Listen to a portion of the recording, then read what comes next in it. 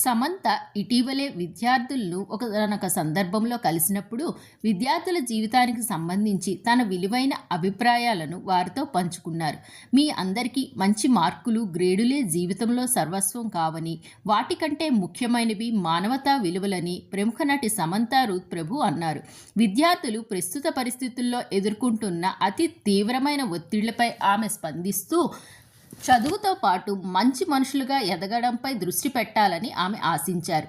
ఆదివారం ఒక ప్రముఖ సోషల్ మీడియా వేదికగా ఆమె విద్యార్థులతో ముచ్చటించిన సమంత ఓ విద్యార్థి అడిగిన ప్రశ్నకు ఈ విధంగా సమాధానం ఇచ్చారు. చదువుతో పాటు ఆరోగ్యాన్ని ఎలా కాపాడుకోవాలో కూడా మనం తెలుసుకోవాలి, అంతేకాని మాకు సమయం దొరకట్లేదు అని అనకూడదు అన్నట్లుగా విద్యార్థి అడిగిన ప్రశ్నకు సమంత స్పందించారు. నిజాయితీగా చెప్పాలంటే నేను స్టూడెంట్గా ఉన్న లైఫ్ చాలా కాలమైంది, కానీ ప్రస్తుత విద్యార్థులు పడుతున్న ఇబ్బందుల గురించి చాలా దగ్గర వింటున్నాను.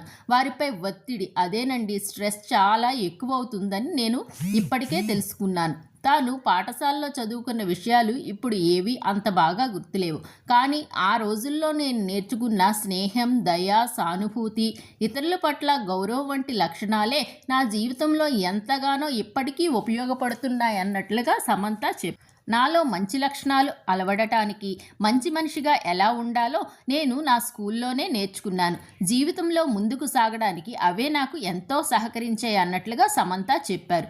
విద్యార్థులు మంచి గ్రేడ్లకే పరిమితం కాకుండా మానవతా విలువలను అలవర్చుకోవాలని ఆమె హితవు చెప్పారు. ఈ సందర్భంగా 2023 నుంచి దేశంలో విద్యార్థుల మానసిక వేదన బాగా పెరిగాయని, అత్యధికంగా మహారాష్ట్రలో ఈ కేసులు ఎక్కువగా నమోదవుతున్నాయని తెలిపారు.